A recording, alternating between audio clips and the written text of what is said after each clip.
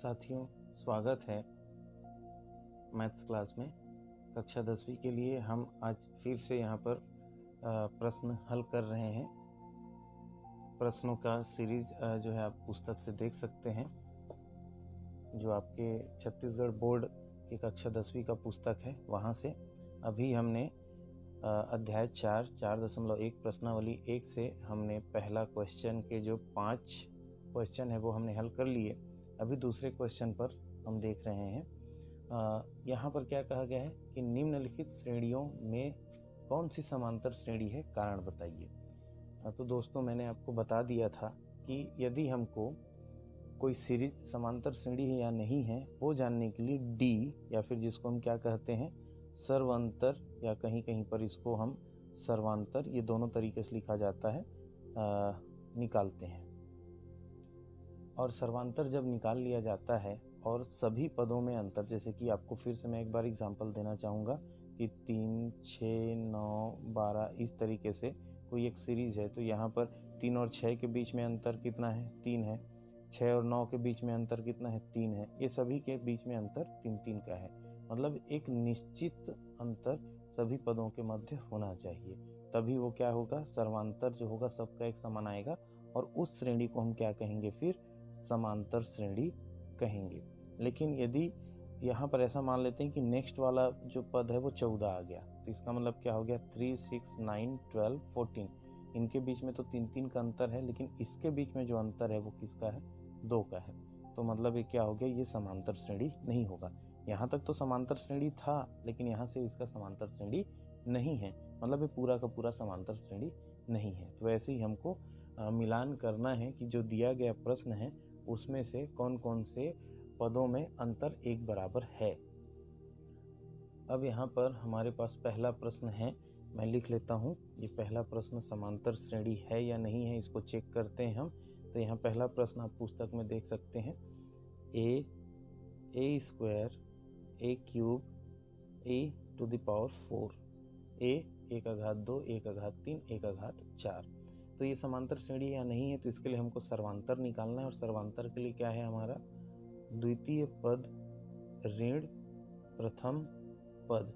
तो यहाँ पर देखिए, द्वितीय पद हो गया आपका 1/2 और प्रथम पद हो गया a।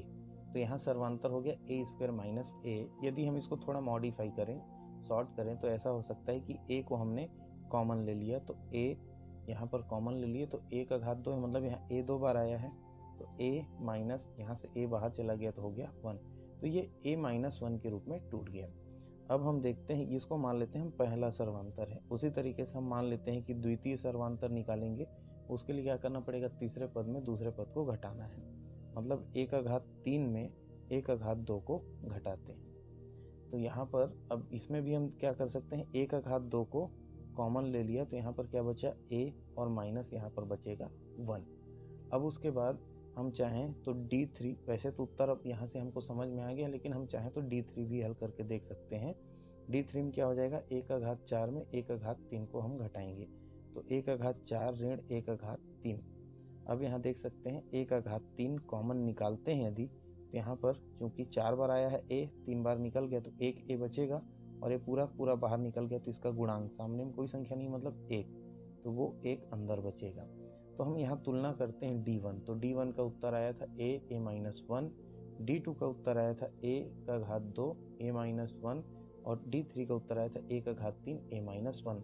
आप देख सकते हैं ब्रैकेट में जो हिस्सा है वो तीनों में एक समान है, लेकिन ब्रैकेट के पहले यहाँ a है, जबकि यहाँ पर 1/2 है, जबकि यहाँ पर 1/3 है, तो तीनों में क्या है, अलग अलग आया है।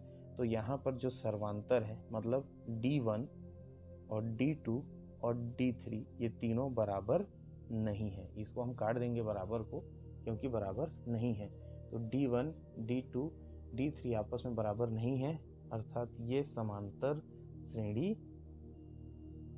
श्रेणी जो आपका प्रश्न दिया है वो नहीं है। इस तरीके से हम इस का आंसर निकालेंगे। तो इसके अनुसार क्या हो गया, ये जो पहला प्रश्न है ये हमारा समांतर श्रेणी नहीं है। हम ठीक उसी प्रकार से दूसरा प्रश्न पर चलते हैं, बी पर। तो बी क्या कहता है, यहाँ पर हमारे पास जो श्रेणी है वो इस तरीके से मिलेगा, √2, ये दूसरा को अपन चेक कर रहे हैं दूसरा का दूसरा। √2, √8, √18, √32, वर्गमूल 2, वर्गमूल 8, वर्गमूल 18, वर्गमूल 32। ये अलग अलग हमको मिल गए हैं। चाहे तो हम पहले इसको छोटा कर लेते हैं। छोटा कहने का मतलब आपने 9वीं कक्षा में करनी या फिर ये घातांक के बारे में पढ़ा होगा, उसी में से ये क्वेश्चन है। मतलब इस रूप में हम इसको जमा के देखते हैं तो 2 को तो हम कुछ और नहीं लेकिन 8 को क्या लिख सकते हैं, 2 × 2 × 2 लिखा जा सकता है। वैसे ही यदि हम 18 को देखें तो 18 को क्या क्या लिख सकते हैं हम, 2 × 3 × 3, क्योंकि 3 तिया 9 और 9 दूने 18। वैसे ही 32 को हम क्या लिख सकते हैं, 32 को हम लिख सकते हैं 2 × 2 × 2 × 2 × 2 5 टाइम्स। 2 दूने 4, 2 दूने 8, 2 दूने 16, 2 दूने 32। अब हमको पता है कि रूट में से जो जोड़ी होता है वो बाहर चला जाता है। जैसे कि यहाँ पर वर्गमूल 2 है, यहाँ तो और कुछ टूटा नहीं तो हमने ऐसा ही रख दिया। जबकि यहाँ पर हम देख सकते हैं इसका जोड़ी बना हुआ है, तो जोड़ी जो है वो बाहर चला जाएगा। यहाँ पर क्या बचेगा, केवल 2 बचेगा। वैसे ही यहाँ पर हम देखेंगे कि 3 का जोड़ी बना हुआ है, ये बाहर चला गया और यहाँ पर क्या बचा, वर्गमूल 2। वैसे ही यहाँ पर हम देखेंगे 1 जोड़ी 2 जोड़ी, ये 2 जोड़ी जो 2 है वो बाहर चला गया। 1 जोड़ी के लिए हमने 2 लिखा, इस जोड़ी के लिए 2 लिखा और अंदर में क्या बच गया, ये वाला 2 बच गया। मतलब कुल मिला के देखा जाए तो वर्गमूल 2, 2 वर्गमूल 2, 3 वर्गमूल 2 और यहाँ पर हो गया 2 दूने 4 वर्गमूल 2। तो ये जो प्रश्न था उसका परिवर्तित रूप कुछ इस तरीके से हो जाएगा। अब इस श्रेणी में हम क्या निकालेंगे, सर्वांतर निकालेंगे। जैसे पहले अभी निकाला था वैसे ही सबसे पहले हम निकालते हैं D1। D1 के लिए मतलब क्या होगा, द्वितीय पद में प्रथम पद को घटाएंगे। तो द्वितीय पद हमारा, इसको चलिए मैं लिख देता हूँ, 2 दूसरा पद माइनस प्रथम पद। तो दूसरा पद हमारा क्या था, 2 वर्गमूल 2 ऋण वर्गमूल 2 है। मतलब 2 वर्गमूल 2 में से ऋण वर्गमूल 2 हम घटा देते हैं तो वर्गमूल 2 से चला गया कुछ के, तो यहाँ पर कितना आ जाएगा, वर्गमूल 2 बचेगा। ठीक है, यदि समझ में नहीं आया तो मैं थोड़ा और विस्तारित इसको करूँगा। ये इसको ऐसा लिख सकते हैं, 2 वर्गमूल 2 को हम ऐसा लिख सकते हैं, वर्गमूल 2 धन वर्गमूल 2, क्योंकि इन दोनों को जोड़ने से 2 वर्गमूल 2 हो जाएगा। और फिर ऋण वर्गमूल 2, तो ये ऋण वर्गमूल 2 इस धन वर्गमूल 2 से कट गया तो हमारे पास क्या बच गया, वर्गमूल 2 बच गया।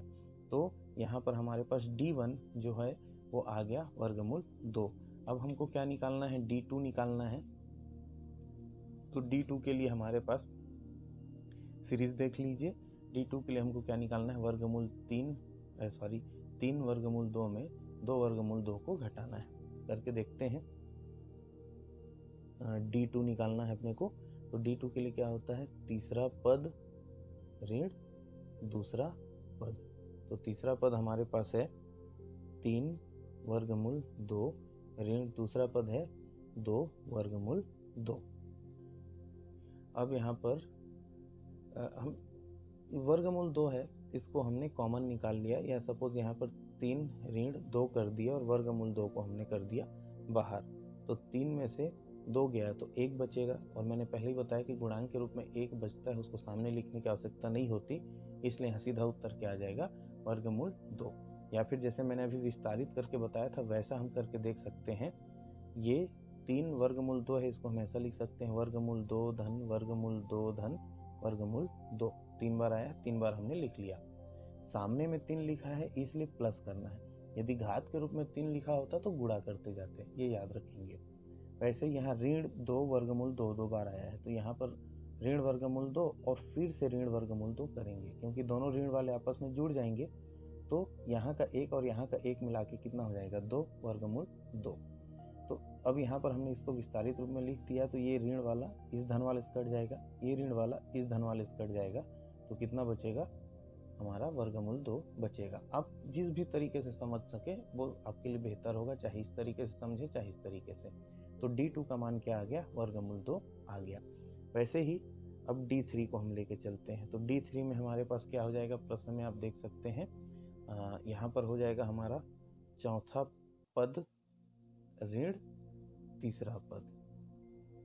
तो हम ले लेते हैं, चौथा पद हमारा हो गया 4 वर्गमूल 2 और ऋण तीसरा पद ऋण 3 वर्गमूल 2। और जैसा हमने बताया 4 ऋण 3 को हमने ले लिया कॉमन के रूप में, वर्गमूल 2 इसमें से भी है, इसमें से बाहर निकाल दिया। तो 4 में से 3 गया तो 1 आएगा। 1 को सामने लिखने की आवश्यकता नहीं है, इसलिए कितना हो जाएगा वर्गमूल 2। या फिर ऐसे मेथड से जैसे हमने किया उस तरीके से करें इसको, तो इसको हम क्या लिख सकते हैं, 4 बार लिखना पड़ेगा, लेकिन वर्गमूल 2 धन वर्गमूल 2 धन वर्गमूल 2 धन वर्गमूल 2। और यहाँ पर वर्गमूल 2 3 बार आया है ऋण के रूप में, तो इसलिए ऋण वर्गमूल 2 ऋण वर्गमूल 2 और ऋण वर्गमूल 2। तो यहाँ पर हमारे पास क्या क्या हो जाएगा, ये वाला ऋण इससे, ये वाला इससे, ये वाला इससे कट जाएगा, तो अंतिम में बचेगा क्या, वर्गमूल 2 ही बचेगा। तो इस तरीके से हम देख सकते हैं हमारे पास जो D1 है और कितना आया था, वर्गमूल 2 आया था। D2 जो है वो कितना आया था, वो भी वर्गमूल 2 आया था। और D3 ये कितना आया था, वर्गमूल 2 आया था। इसका मतलब D1 बराबर D2 बराबर D3, तीनों आपस में बराबर हैं, इसलिए इसको हम क्या कहेंगे, समांतर श्रेणी है। ये जो है प्रश्न हमारा समांतर श्रेणी है। इस तरीके से डिटेल आप अपनी कॉपी में लिख के रखेंगे तो आपको समझने समझाने में आसानी होगी। इसके बाद इसमें तीसरा प्रश्न है, तो उस प्रश्न को, मतलब दूसरा का तीसरा प्रश्न है, तो उस प्रश्न को हम हल करेंगे, लेकिन वो हल होगा आपके नेक्स्ट वीडियो में। तब तक के लिए यदि ये वीडियो पसंद आया हो, गणित जो है आपके समझ में आया हो, तो लाइक करें, शेयर करें और सब्सक्राइब करें। धन्यवाद।